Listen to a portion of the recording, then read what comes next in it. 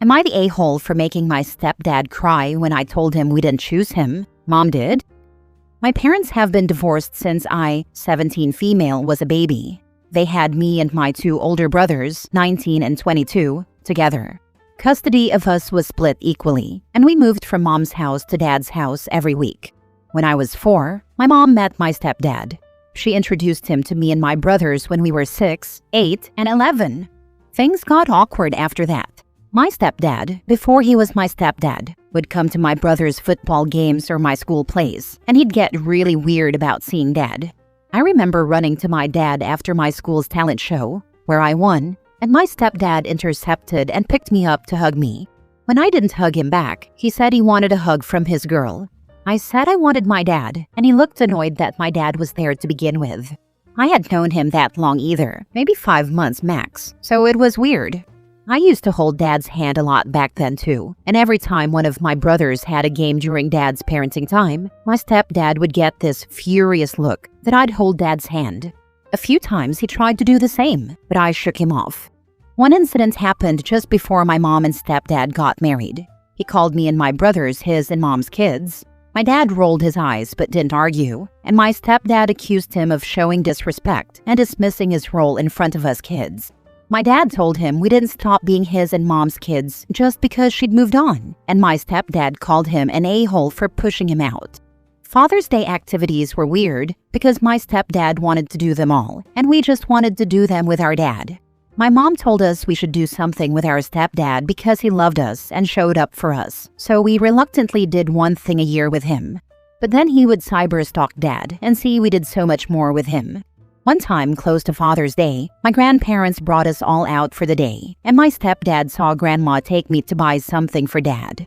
He assumed it was for him and, I guess, had a meltdown on Father's Day when he saw Dad post it on his socials.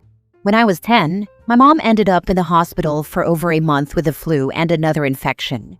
My stepdad wanted to take on Mom's custody, and Dad said no. He told my stepdad we weren't his kids, so he didn't get to keep us in Mom's place. We didn't try to go with him either, and my stepdad blamed my dad and said he poisoned our minds against him. My stepdad was more aggressive afterward about trying to be the other dad. He insisted on doing professional family portraits and tried really hard to have me and my brothers standing around him instead of us being equally close to him and Mom. He insisted on our birthday parties at Mom's house being family parties and inviting all of his family. He started signing cards to us as Dad. My oldest brother said he even scratched out his name in cards we gave him and wrote Dad in. He insisted my brothers play tennis with him and said he'd be their trainer. He tried to make me do father-daughter dances with him, but I refused and always found ways around it. We talked to Mom about our issues with all of that several times. Mom would always say we should cut him some slack and try harder to appreciate him and bond with him because he felt othered by us. She told my brothers they were always so rude to him and that was not okay, and she told me I could be blessed with 2 dads if I gave it a shot. I told her if he had his way, I'd only have him, and she said I didn't have to let it happen, but should see it as a sign of his love for me. Even him and Mom having my 2 half-brothers together changed nothing. All of this is why I chose to live with my dad when I turned 16. I go to Mom's house for a few hours every month, but I don't sleep there anymore, and I don't stay long if things get weird. But they did last week. My stepdad brought up how he felt ignored and unappreciated by me and my brothers, and how my decision to live with Dad hurt him. Then he said that you'd think we'd be more loving to the person we chose to add to the family, and I was like, whoa, no, Mom chose you, not us. That's when the tears started, and he told me I really wanted to crush his spirit by telling him that, and he said he didn't know what he did to make me hate him that much. My mom was mad that I said it and made him cry too. So I left, and I didn't apologize. I don't regret it, and it's true, we didn't choose him. Mom texted a bunch to say I should apologize and make more of an effort because it's not fair that he keeps trying and none of us reciprocate. Does what I said make me the a-hole? Now for the top comments. That man is absolutely unhinged, and you should tell him exactly why you cannot stand to be around him. It is his own damn fault for trying to take the place of your own actual father when your father was there all along. He has mental problems and you don't owe him a damn thing. He doesn't really listen to us. That's what him doing the same thing over and over again has taught me. He's probably the kind of person who has zero ability to understand a different point of view other than his own. You'd probably have to ask him how would he feel if he and your mother split, and her new husband tried to eject him from his two sons' lives the way he has tried to with your father. Not the a-hole. I'll bet your mom's tone would entirely change about this type of behavior if it was the shoe on the other foot. She would be losing her ever-loving mind if your dad had remarried and your new stepmom was behaving like this. Your stepdad's behavior is weird and creepy. He needs therapy. Oh, my mom would be in prison right now if the role reversed. She would totally beat the crap out of someone who tried to become our new mom. I'm not even joking. Next story. Am I the a-hole for dropping my kids off with my wife when she is with a grieving friend? My wife's best friend Jessie lost her husband about a month ago. It was sudden and tragic, and my wife has been deeply affected by it. Since the day it happened, she spent nearly every waking hour at Jessie's house, helping her with errands, cooking meals, or just keeping her company. I completely understand that Jessie is grieving and that she needs support right now, but it's starting to take a serious toll on our family life. I work a demanding job that requires me to be on call some nights. Because money's tight, I can't afford to turn down those calls. Lately, though, I've been feeling like a single parent. Our daughters, ages 6 and 9, need their mom around too.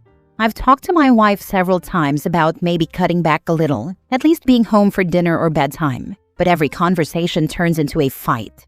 She accuses me of being selfish and heartless, saying that I don't understand what Jessie is going through. Yesterday, things finally came to a head. I was on call, and this time, I actually got called in. I phoned my wife and told her I needed her to come home right away so I could leave for work. She flat out told me no, that Jessie needed her, and that I should figure it out. I was stunned. We can't afford a babysitter. My parents live too far away, and her parents aren't allowed near the kids for good reasons. My friends all have their own families to worry about. I was out of options. So, with no other choice, I packed up our daughters and dropped them off at Jessie's house on my way to work. My wife was furious when she found out. When I got home, the argument exploded. I told her she needed to start being a parent again, that our children deserve her attention too. I said I was tired of her playing house at Jessie's, while I'm left managing everything alone. She called me a heartless freaking man, but I stand by what I said. I feel like I've been pushed into a corner. I want to support her compassion, but she also needs to remember our family still needs her too. A day with a grieving friend is needed. A week is kindness. A month when you have kids at home is bizarre. Neglect is the word you are thinking of, not bizarre. The wife is neglecting her family big time. Her parents aren't allowed around the kids. Sounds like she probably learned how to be a crappy parent from them. Not the a-hole. So she basically wanted you to either choose between getting fired or leave your minor children unattended and risk CPS involvement? Your wife is neglecting her children. She needs a reality check. There's being there for your bestie, and then there's completely disregarding your responsibilities. Jessie needs to call some family if she needs this much attention, or consider inpatient care. I wonder if Jess really wants or needs her there this much. Honestly, if I was in that situation, having friends around sometimes would be great, but I'd also want and need some time alone without someone hovering. Maybe the wife has some type of angel or helper thing, and this just makes her feel good whether or not it's what Jess wants and needs. This is excessive on the part of OP's wife, and interesting if it's really what Jess wants. If it is, then I agree Jess needs to call upon other friends and family.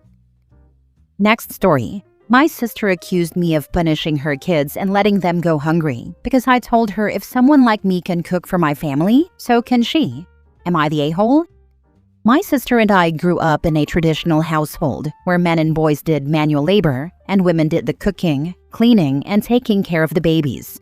So I, 24 male, was never taught to cook, clean, or do anything womanly. It meant I never even used a microwave or made my own sandwich before I moved out of my parents' house. It also meant my sister, 28 female, never learned how to do anything other than cook, clean, and raise babies. And she was encouraged to marry young, skip college, and be a trad wife.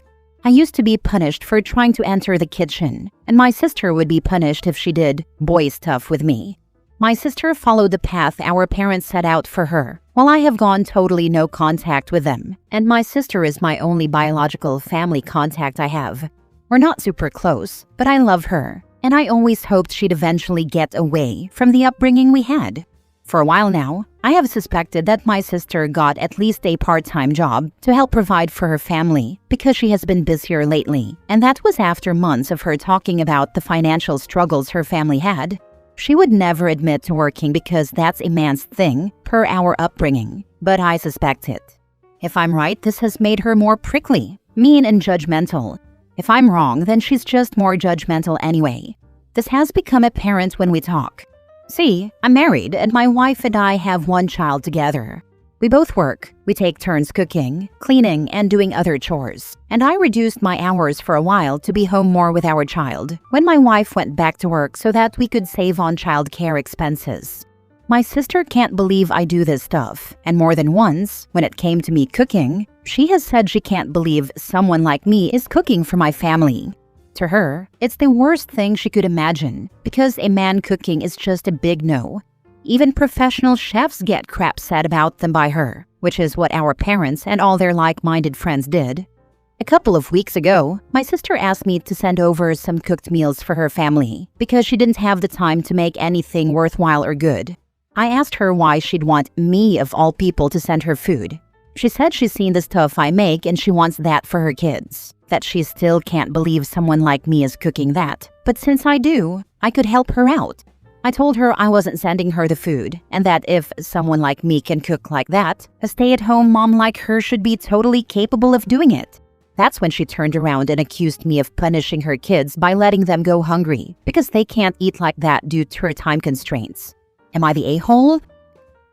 Not the a-hole. If a man cooking is just a big no to your sister, then by her own logic, she shouldn't even be asking you for food. Why doesn't she ask your mother for food since, men shouldn't be cooking at all, and she still can't believe someone like you is cooking? I have wondered that, but I would guess she is trying to hide the fact she's working. Assuming she is, but that's my best guess for her being busy. Your sister sounds like a trained tool. Not the a-hole. You don't owe it to her to cook for her and her kids if she won't even try for herself and her kids. I was just envisioning Gordon Ramsay's colorful response to her family's BS complaints about men cooking. When I was in culinary school, several of the chef instructors flat out told us that women didn't belong in the kitchen, to classes that were half women. Because of that culture, a lot of the women who stay with it go into garde-manger, pastry, and catering. As for the chef who was head of the program at the time, I asked him what options that left me, as I was apparently supposed to stay in the kitchen and the bedroom. The most amusing thing was that I was paying for school with benefits from my full-time job as an auto worker, building pickup trucks, another male-dominated field. Last story. Am I the a-hole for hanging up on my mother-in-law after she booked a family holiday that excluded me? I, 30 female, have recently been really sick and in and out of the hospital getting infusion treatments. My husband has been my rock through it all. Last year, we moved states because my in-laws asked us to. They have a micro-family and want to stay close. Since our move, they've never once come to visit us except after we bought our house. They visited for an hour and left to beat traffic. We've driven to them over 15 times, an hour each way, and they still expect us to go to them, even though the drive now wipes me out and risks my health.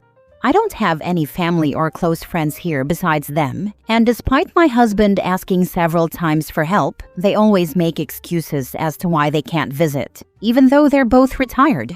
What's going on now is my mother-in-law and husband share a birthday. She recently called him saying it would be fun if the whole family went on a week-long trip to celebrate and couple it with Thanksgiving. When my husband said he'd need to check with me since I have appointments and, his job, she told him it's best I stay home and rest while everyone else went. He immediately told her no. He wasn't leaving me when I'm this sick, especially during the holiday. He asked if we could postpone until I completed these rounds of treatment and just stick to something local. That's when mother-in-law dropped that she'd already booked a resort 3 hours away, spent thousands, and that if we did come, we'd be ruining Thanksgiving and her birthday. When he asked why she'd book it without confirming with us, she said it was the only week his brother was free. That's when it really hit me. She never intended to include me, or possibly even my husband. Her only concern was his brother's availability, whom she sees every day. It felt like she either purposely booked the trip to guilt my husband into going without me, or as a way to exclude us. I was over it, exhausted, and just done with the lack of effort and care from her. I asked my husband if I could talk to her, and in the calmest, most sarcastic tone I said, "Please don't cancel your vacation. I really truly hope you have such an amazing time on your birthday. So much so that you forget we're even there, because we won't be. Bye." Then I hung up the phone. My husband took the phone and put it in his pocket. He told me he had no notes, and we carried on with our day. Now mother-in-law, father-in-law, and brother-in-law are calling non-stop, leaving messages saying I was rude and disrespectful.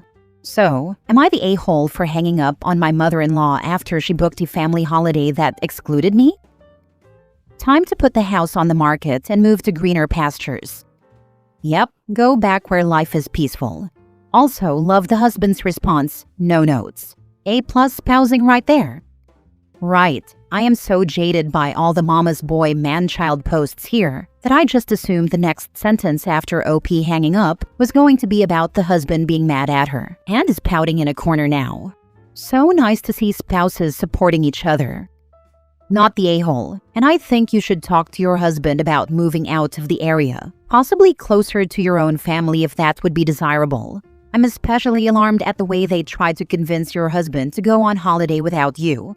Maybe they secretly want to drive a wedge between you and your spouse, so they can get you out of the family? You know, the whole get him alone so they can start subtly trashing you angle. Alternatively, your husband's brother is the golden child, and your in-laws don't care if their plans don't work for you and your husband. I think OP's medical treatments should factor into any decisions at this point. We don't know if they transferred or quit and got new jobs. You don't want to switch jobs and insurance coverages in the midst of regular infusions. Just saying.